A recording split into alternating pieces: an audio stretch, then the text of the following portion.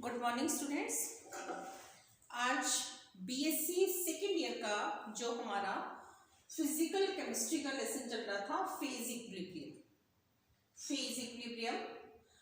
Equilibrium के अंदर हमने वन कंपोनेंट सिस्टम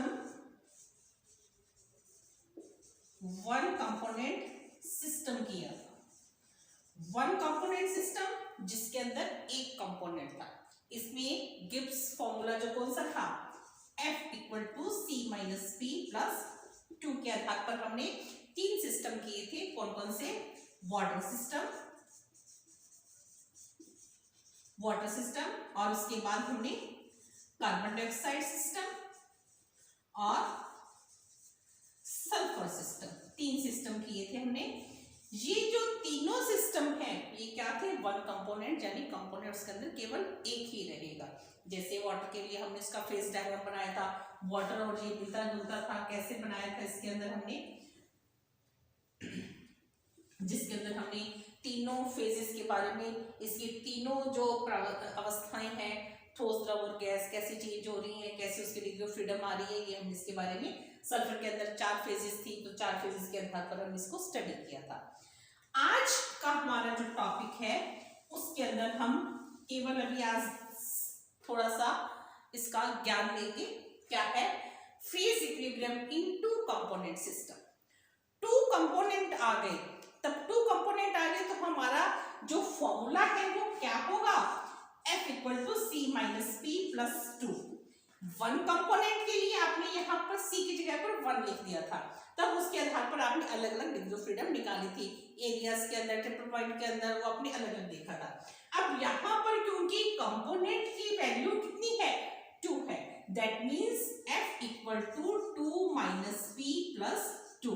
तो हमारे पास F equal to 4 minus P आ जाता है। अब P के आधार पर, नंबर ऑफ फेजेस के आधार पर डिग्री ऑफ फ्रीडम को आप निकाल पाएंगे। तो इसके लिए हमारे पास अब जैसे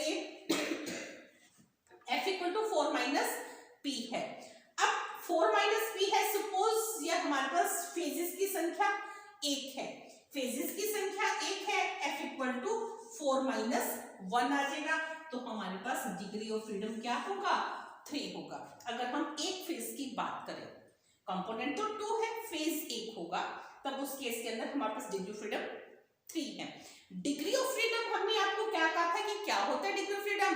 हमने जब वाटर सिस्टम के अंदर इसको जब एरियाज और वो निकाले थे, तब हमने डिग्री ऑफ फ्रीडम 1 आ रही है, 2 आ रही है, तो उसके लिए हमें क्या था? एक चर है, द्विचर है। उसका मतलब क्या है कि उसको परिभाषित करने के लिए हमें 2 चरों की आवश्यकता है। किसके लिए? द्विचर के लिए। एक चर के लिए क्या कहा था कि उसके लिए केवल एक चर की आवश्यकता है। यहाँ पर हमारे पास डिग्री ऑफ फ्रीडम 3 आ रही है। इसका मतलब ये है कि हमें उस सिस्टम को समझाने के लिए 3 हमें डिग्री ऑफ फ्रीडम चाहिए। इसके अंदर क्या है? टेम्परेचर, 3 कौन कौन सी चर हो सकती है? टेम्परेचर, प्रेशर और कंपोजिशन। अब इन तीनों को हम एक पेज पर तो इसको ड्रॉ नहीं कर सकते, तो इसके लिए हमें इसमें से एक चर को स्थिर करना पड़ेगा। एक चर को जब हम स्थिर कर देंगे, सपोज हम प्रेशर को स्थिर कर देते हैं, तब आप टेम्परेचर और कंपोजिशन के अंदर उसमें ग्राफ प्लॉट कर देते हैं। जब हम इसको फिक्स कर, यानी एक चर को स्थिर कर देंगे, तो अब हम इसके अंदर सिस्टम क्या बन जाएगा? रिस्ट्रिक्टेड फेज रूल हो जाएगा, यानी नियंत्रित प्रावस्था बन जाएगी ये। ठीक है, इसको हम नाम क्या दे सकते हैं? रिस्ट्रिक्टेड फेज रूल हम दे सकते हैं, या हम इसको क्या कह सकते हैं? रिड्यूस्ड फेज रूल भी कह सकते हैं, क्योंकि हम एक उसको पेज पर बना ही पाएंगे तो 2 कंपोजिशन इसके अंदर आएगी, इसको ड्रॉ नहीं कर सकते। अब उसके बाद आता है कंडेंस्ड सिस्टम। इसके अंदर मोस्टली इसके अंदर कि हम प्रेशर को, दाब को स्थिर कर दें, दाब को स्थिर कर देंगे, तब इसके अंदर जो फेजेस हैं, जो प्रावस्थाएं हैं, वो केवल लिक्विड और सॉलिड के लिए ही ये एप्लीकेबल होती है। तब इसको हम, यानी पार्टिकल्स नजदीक आ रहे हैं, कंडेंस्ड हो रहे हैं, तब इसको हम कंडेंस्ड सिस्टम भी कह देते हैं।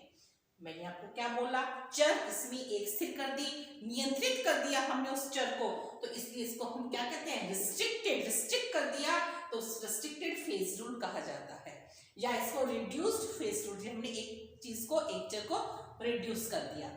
दूसरा, कंडेंस्ड क्यों कहा है, क्योंकि उसमें हम एक, इसके अंदर वाष्प प्रावस्था को हम नहीं कर सकते, क्योंकि जो वाष्प है वो प्रेशर से उसके पार्टिकल नजदीक आ जाते हैं। ये हम जैसे फर्स्ट ईयर के अंदर हमने किया है कि जब हम दाब को बढ़ा देंगे तो पार्टिकल्स नजदीक आ जाते हैं, वो कंप्रेस्ड हो जाते हैं। तो ये जो स्टेज है सॉलिड, ठोस के लिए और लिक्विड के लिए एप्लीकेबल होती है, तो इसको हम कंडेंस्ड सिस्टम कह देते हैं। अब आती है बात टू फेज के लिए। यहाँ पर हमने एक फेज की बात की, तब उसके अंदर क्या हो गया कि यहाँ पर डिग्री ऑफ फ्रीडम 3 आई, तो हमने इसको एक चर को हमने उसको स्थिर कर दिया।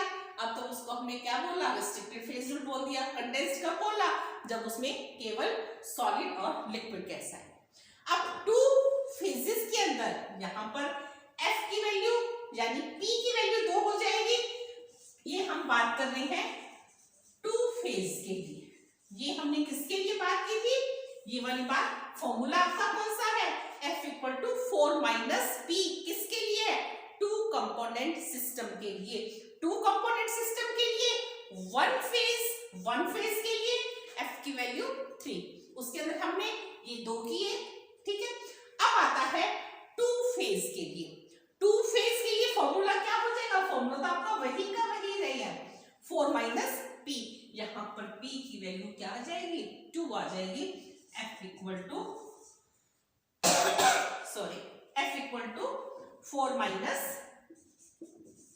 2, तो F इक्वल टू, हम इसके अंदर स्टडी करेंगे, कौन सी स्टडी करेंगे, लिक्विड वेपर इक्विलिब्रियम के अंदर और लिक्विड इक्विलिब्रियम के अंदर। लिक्विड इक्विलिब्रियम के अंदर क्या होगा, लिक्विड मिसिबल नहीं होना चाहिए, पार्शियल मिसिबल होना चाहिए। लिक्विड वेपर तो ठीक है, वो विलेशिल हो जाएंगे, वो अलग आ जाएगा। फेज हमें 2 दिखाई देंगे, कौन से, लिक्विड और वेपर। लिक्विड के अंदर जो घुलनशील होंगे तब तो क्या होगा, वो एक फेज बन जाएंगे, तब इसके अंदर क्या होगा, पार्शियल मिसिबल लिक्विड्स होंगे। दूसरा कौन सा होगा, थर्ड कौन सा होगा, सॉलिड का और लिक्विड का। सॉलिड के साथ भी हो सकता है, सॉलिड का लिक्विड के साथ भी हो सकता है। इसको हम ये अलग अलग अब इसकी स्टडी करेंगे। तो हमारे पास नेक्स्ट टॉपिक के अंदर क्या होगा, अब पहले इसको आपको ये बेसिक चीजें हैं फेज इक्विलिब्रियम की, टू कंपोनेंट सिस्टम की, क्योंकि वन कंपोनेंट सिस्टम इजी था। अब यहाँ पर टू कंपोनेंट सिस्टम के अंदर हमारे पास डिग्री ऑफ फ्रीडम 3 भी आएगा, डिग्री ऑफ फ्रीडम 2 भी आएगा। अब टू फेज के लिए कौन से हो सकते हैं, liquid vapour, liquid solid, liquid, ये हम अलग अलग इसकी स्टडी करेंगे।